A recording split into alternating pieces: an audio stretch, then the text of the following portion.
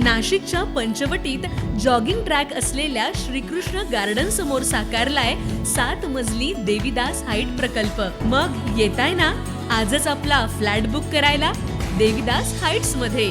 आमचा मोबाईल क्रमांक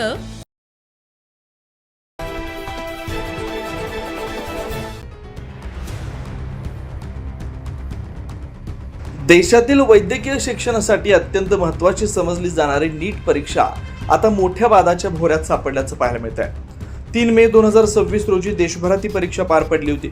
तब्बल 22 लाख विद्यार्थ्यांनी परीक्षा दिली। मात्र परीक्षेच्या तब्बल 42 तास आधीच प्रश्नपत्रिका विद्यार्थ्यांच्या हातात पडल्याचा धक्कादायक प्रकार समोर आल्यानं संपूर्ण शिक्षण क्षेत्रात मोठी खळबळ उडाली।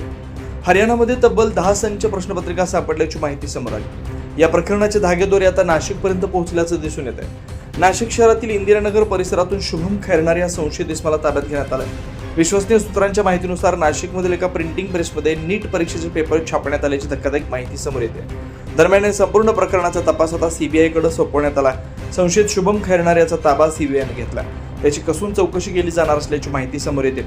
एकीकडे लाखो विद्यार्थी वर्षानुवर्ष मेहनत घेत असतात। आई वडिलांची स्वप्न, विद्यार्थ्यांचा संघर्ष आणि उज्ज्वल भविष्याची आशा या सर्वांवर अशा पेपरफुटीच्या घटनांमुळे पाणी फिरत असल्याची भावना विद्यार्थ्यांसह पालकांकडून व्यक्त केली जाते। या प्रकरणामुळे केवळ शैक्षणिक क्षेत्रातच नाही तर राजकीय वर्तुळातही संताप व्यक्त होतो। दोषींवर कठोर कारवाई करण्याची मागणी जोर धरू लागली। शिक्षण व्यवस्थेवरील विश्वास कायम ठेवायचा असेल तर अशा प्रकारांना वेळेत आळा घालणं गरजेचं असल्याची प्रतिक्रिया आता सर्व स्तरातून उमटते। आता या संपूर्ण पेपरफुटी प्रकरणात संबंधित दोषींवर नेमकी कोणती कारवाई होते आणि या रॅकेटमध्ये मागं आणखी कोण सहभागी आहे याकडे संपूर्ण देशाचं लक्ष लागेल।